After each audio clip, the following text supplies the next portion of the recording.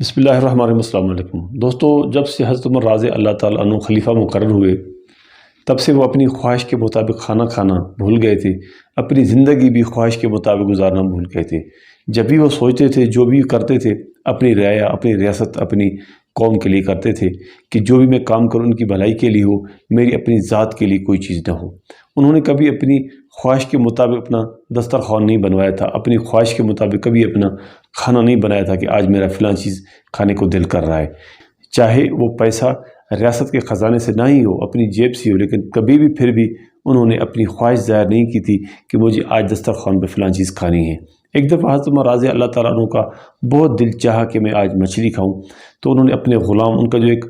وفادار غلام تھا جن کا نام تھا یرکا، ان سے کہا کہ یرکا آج میرا دل چاہتا ہے کہ میں مچھلی کھا لوں۔ تو یرکا کہنے لگا، حضور میرے آقا، ابھی تو اس ٹائم مدینہ کے اندر آپ کو مچھلی نہیں میسر ہو سکتی ہے، اگر آپ مجھے اجازت دیں تو میں دریا سے جا کے تازی مچھلی لے کر آ جاؤں، اور دریا یہاں سے 8 میل دور ہے۔ حضرت عمر رضی اللہ تعالیٰ بھی جانتے تھے کہ دریا یہاں سے 8 میل دور مسافت پر ہے، 8 میل جانا اور 8 میل واپس آنا، اتنی مسافت پہ ہے۔ تو حضرت عمر رضی اللہ تعالیٰ نے اپنے غلام یرکا سے کہا، یرکا رہنے دو، آج کیا اپنی خواہش کے لیے آپ کو اتنی تکلیف دوں، اپنے جس سواری پہ آپ جاؤ گے، جس گھوڑے پر آپ جاؤ گے، اس کو بھی اتنی تکلیف دوں کہ آپ میرے لیے اتنا تردد کر کے 8 میل دور جاؤ اور 8 میل دور سے مچھلی لے کے اور میں پھر وہ مچھلی کھاؤں، اس لیے رہنے دو۔ تو یرکا سوچنے لگا کہ حضرت عمر رضی اللہ تعالیٰ عنہ نے زندگی میں کبھی میرے ساتھ کبھی ایسی کوئی خواہش ظاہر نہیں کی، فرمائش نہیں کی، آج تو میں ان کی جو خواہش ہے اور جو ان کی فرمائش ہے میں پوری کر کے ہی رہوں گا۔ ظہر کی نماز حضرت عمر رضی اللہ تعالیٰ عنہ نے مسجد نبی میں ادا کرائی، تو یرکا نے بھی ان کے پیچھے نماز ادا کی۔ دیکھا کہ حضرت عمر رضی اللہ تعالیٰ عنہ کے پاس کچھ مہمان آئے ہوئے، اور وہ سوچنے لگا کہ حضرت عمر رضی اللہ تعالیٰ عنہ ان کے ساتھ لگتا ہے کہ عصر تک ان کے ساتھ مشغول رہیں گے، اور میں عصر تک واپس آ سکتا ہوں مچھلی لے کے۔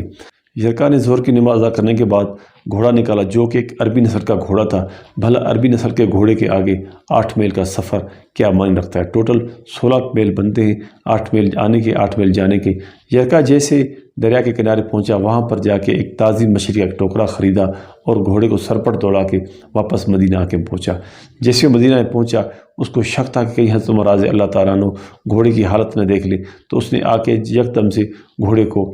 چھاؤں میں باندھ دیا تاکہ گھوڑے کو جو پسینہ آیا ہوا تھا وہ یکدم سے خشک ہو جائے، اور حضرت عمر رضی اللہ تعالیٰ عنہ کہیں وہ پسینہ اس گھوڑے کا نہ دیکھ لیں۔ وہ یرکا غلام کہتا ہے کہ اس گھوڑے کا پسینہ تو خشک ہو گیا،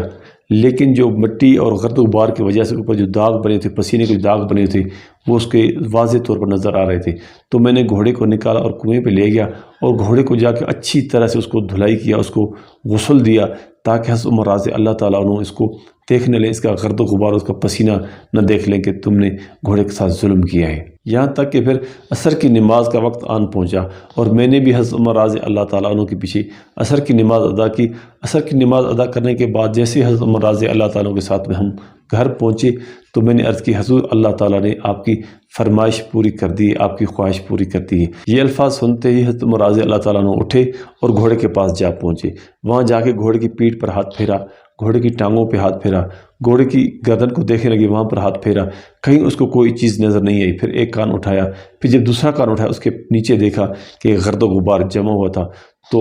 حضرت عمر رضی اللہ تعالیٰ عنہ کہنے لگے، یرکا تم نے گھوڑے کو غسل تو دے دیا، تم نے گھوڑے کو صاف تو کر دیا، نہلا تو دیا، لیکن اس کان کے نیچے اس کے گرد و غبار، اس کا پسینہ جمع ہوا ہے۔ پھر یرکا فرماتے ہیں کہ حضرت عمر رضی اللہ تعالیٰ عنہ گھٹنوں کے بل بیٹھ گئے اور مجھے کہنے لگے، یار یرکا ادھر آ، مجھے تمہاری وفاداری پر ذرا بھر بھی شک نہیں ہے، اور میں اتنا نیک اور پرہیزگار بھی تو نہیں ہوں کہ تم نے میرے لیے اتنا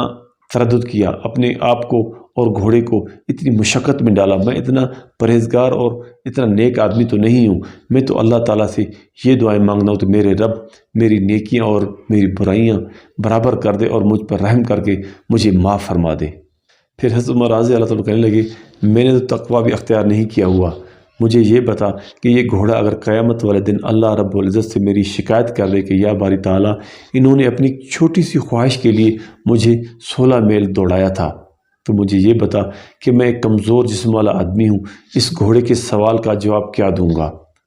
میں اس کا جواب کیا دوں گا جب یہ کہے گا کہ میں بے زبان تھا، اس لیے مجھے انہوں نے اپنی چھوٹی سی خواہش کے لیے دوڑایا تھا؟ اپنی خواہش پوری کرنے کے لیے، تو میں اس گھوڑے کا جواب وہاں کیا دوں گا؟ تو غلام جرکا کہنے لگا کہ میں اپنے باپ کے مرنے پر بھی اتنا نہیں رویا تھا جتنا حضرت عمر رضی اللہ تعالیٰ عنہ کی یہ بات سن کر میں رویا ہوں۔ یہاں تو غلاموں کو بھی انسان نہیں سمجھا جاتا، لیکن حضرت عمر رضی اللہ تعالیٰ عنہ تو ایک جانور کا بھی اتنا خیال رکھ رہے ہیں کہ میری سوچ اور سمجھ سے بہت بالا تر بات ہے۔ پھر حضرت عمر رضی اللہ تعالیٰ عنہ نے فرمایا کہ اس گھوڑے سے ابھی اضافی کام نہیں لینا، اور اس کو اضافی چارہ اور اس کو اضافی دانہ ڈال دو، اور اس سے کوئی اور کام نہیں لینا، اور یہ جو مچھلی تم لائے ہو اس مچھلی کو جا کے مدینہ کے غریبوں میں جا کے بانٹ دو، اور اپنے لیے اور میرے لیے مغفرت بھی دعا کر اللہ تعالیٰ سے کہ اللہ تعالیٰ ہمیں معاف فرمائے۔ یہ واقعہ تھا حضرت عمر رضی اللہ تعالیٰ عنہ کا، جو انہوں نے مچھلی تو اپنے پیسوں سے منگوائی تھی، لیکن صرف ایک گھوڑے کو مشقت میں ڈالا تھا، اس کی وجہ سے حضرت عمر رضی اللہ تعالیٰ عنہ نے وہ مچھلی بھی نہیں کھائی، جو ان کے غلام نے بڑی شوق اور فرمائش سن کر ان کے لیے دریا سے اتنی دور سے جا کر لایا تھا۔ اور آج تو ہمارے ملک کے یہ حالات ہیں کہ ہمارے حکمران اپنی چھوٹی سی خواہش کے لیے اپنی قوم، اپنے پورے ملک کو داؤ پہ لگا دیتے ہیں۔ اللہ تعالیٰ ہمارے ملک پاکستان کا حامی و ناصر ہو۔ ویڈیو اچھی لگے دوستوں میں شیئر، چینل سبسکرائب اور ویڈیو کو لائک کرنا ہے۔ اپنا اور اپنا خیال رکھیے گا، انشاءاللہ اگلی ویڈیو ملیں گی۔ اللہ حافظ۔